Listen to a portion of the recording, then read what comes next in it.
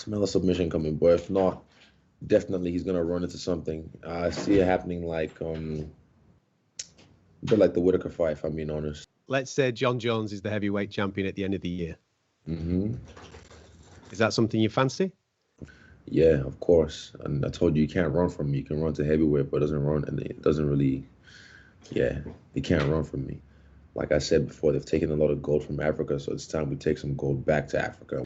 Look at this guy looking all good. I know why you're wearing that colour, Izzy. I know why you've gone with purple. Congratulations on the purple belt, my man. Celebration.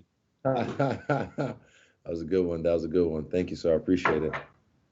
Listen, I know a lot of sweat went into obviously achieving that. What does it feel like? You know, you've mastered one martial art and now you're moving through the ranks in other martial arts as you're exploring this crazy, crazy game. What's it feel like when you get surprised with a purple belt? Yeah, it was like you saw emotional for me because it was a surprise. Sorry. Oxygen, my brain is oxygen. Yep, it was unexpected and yeah, caught me off guard. But yeah, I was honored and I was happy to receive my purple belt from Andre. Mate, it looked like it was quite an emotional thing, and obviously you put a lot of work into that. So congratulations, mate. Since we last spoke, you've been busy, big commercial deals and various other things, and I saw you pop up on TV doing a bit of commentating on the boxing as well, knocking about with Snoop Dogg, man. Oh, That's an experience. Yeah, that was a definite experience. That was one of the things I guess off the bucket list. You know, getting to hang with Snoop Dogg and hit that cheaper backstage. Yeah, at the Staples Center of all places. I mean, come on, couldn't get more LA than that. But you got to sit next to him, commentate on a fight, watch him do a concert mid-fight, and then, like you said, get to hang out and do your thing. Mm-hmm. Yeah, we did that thing. So yeah, it was cool.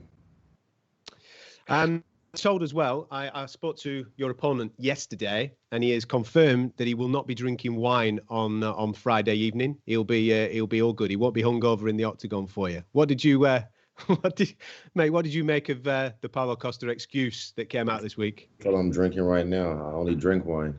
Huh. Yeah, the excuse was a bit flimsy. He just needs to handle the L like a man and move on. That's how you get better. That's how you progress in this life, rather than trying to look for a reason why the skinny clown beat you because your ego can't handle it. Do you think that's what it is? I mean, 100%. I've never heard of it. No, it's ego. It's ego. He just, in his head, there's no way in the world I could have beaten him. There's no way in the world I could have beaten him in his head.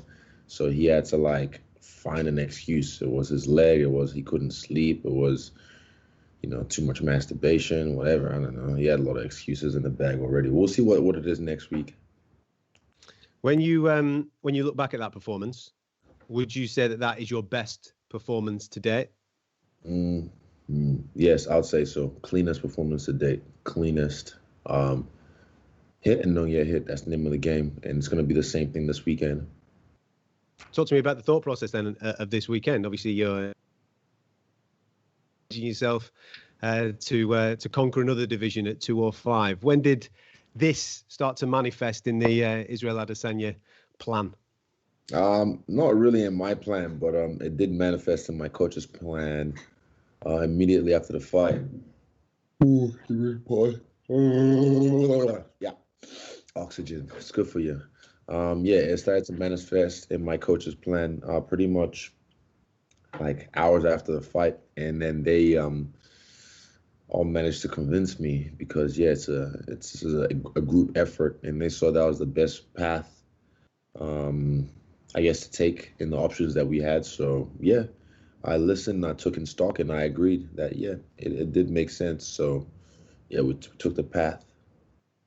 Listen, I've stood next to you and interviewed you. I know that you're a big guy. You're a big dude anyway, so therefore it won't be a problem. I've noticed that training for this one, you haven't necessarily ate more, bulked up or anything like that. Is the plan to go back down to middleweight? Is that what you want to do? Go back down and defend there?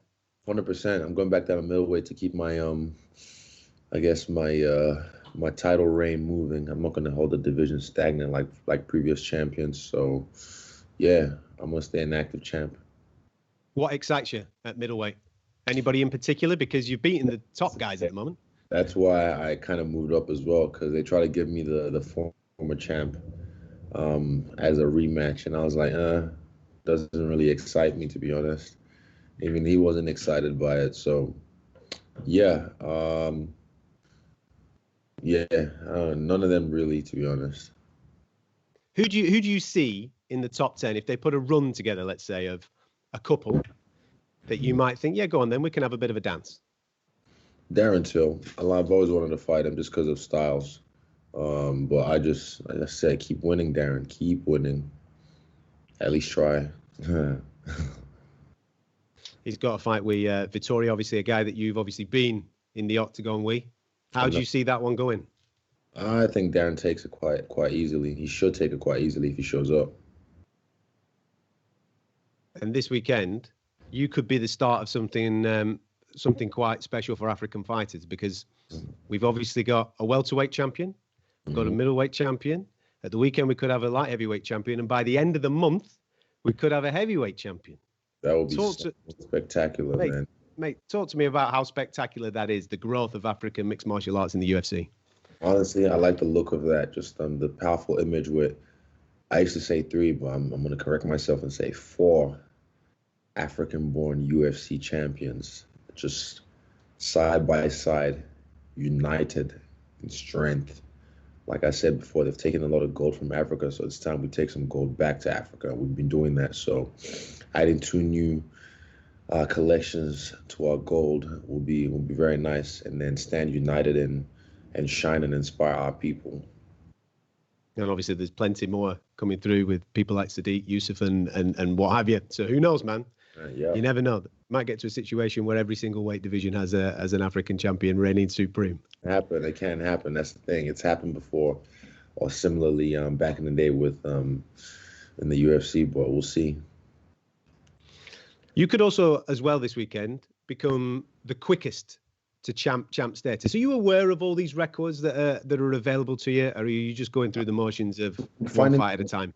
I'm finding out about them like this week, a lot of them. I'm also aware that I was, I can't remember what number it was now, one of the few fighters to get to the title shot as an undefeated fighter. And I'm about to do it again as an undefeated fighter. So I'm finding out all these stats.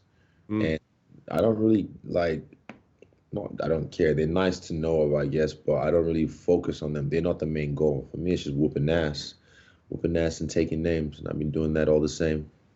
Do you want another one? I've got another one for you. Oh, give me the facts, my man, Adam. I'll give you a fact. Right? 2 knockdowns at the weekend.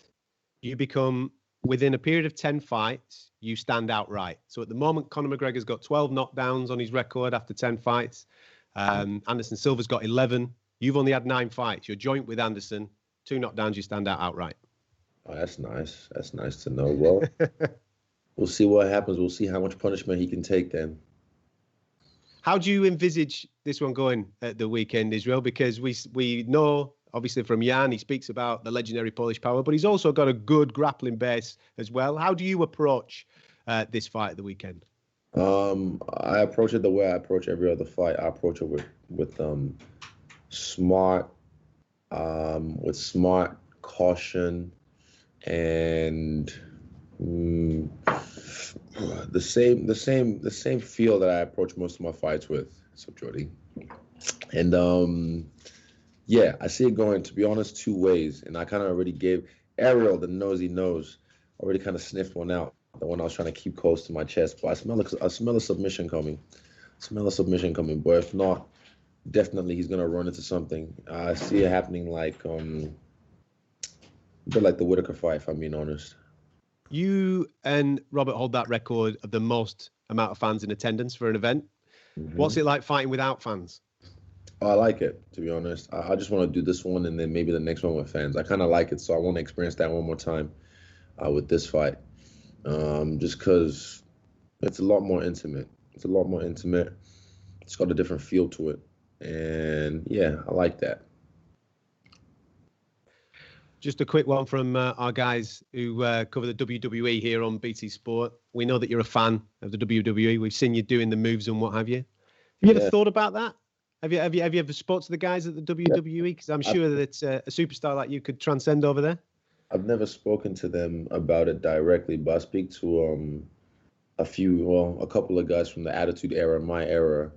Never spoken about it, but yeah, growing up, that was before I even knew what the UFC was or it existed. That was definitely a dream of mine, or a path to I guess being where I'm at right now in the public eye, was being a WWE superstar. So yeah, definitely is a possibility. Once you've clocked the game, don't be going anywhere anytime soon, man. We're enjoying We're enjoying you doing it in the octagon. Likewise, I'm enjoying what I'm doing in the octagon. Once your hand is raised at the weekend, because I'm sure that's the plan, and you become the champ. What's your next move? Because we obviously on our shows, we have those debates where we're thinking, is he going to go back down or is he going to chase even greatness? We've never had a champ, have we? Is that something that's lighting you up? I have to wait and see the landscape of things. Like I said, I love it if Africa has, 3 individuals that are UFC champions. That honestly, it's kind of like when Kamaru was about to become the first African-born welterweight champion. People were like asking me, like, do you hope he loses so you become the first? And I was like, no, of course not. That's not the way my head works. Mm-hmm. I was rooting for him. So same thing in this fight with Francis and Stipe. I'm rooting for him. I hope he gets it done. He missed the ball in the first one, but I feel like he's learned from that, and he's also grown a lot in his game as a fighter. So I'll be rooting for him, and I hope he gets it done. But yeah, we'll see. That's the thing. I have to wait for the way the landscape of things plays out. But, yeah, I'm open to everything. Okay, then. I'll give you the landscape. Let's say Jon Jones is the heavyweight champion at the end of the year. Mm-hmm. Is that something you fancy? Of course. I mean, this isn't something I've already talked about publicly. So, yeah, of course. And I told you can't run from me. You can run to heavyweight, but it doesn't really, yeah, you can't run from me. Listen, man. I'm looking forward to this at the weekend, Israel. Thank you so much for your time. I'm loving the purple gown to celebrate the purple belt, my man. Go well at the weekend. Enjoy the rest of fight week. Looking forward to doing your thing on BT Sport. Awesome, Adam. Thank you so much. Awesome.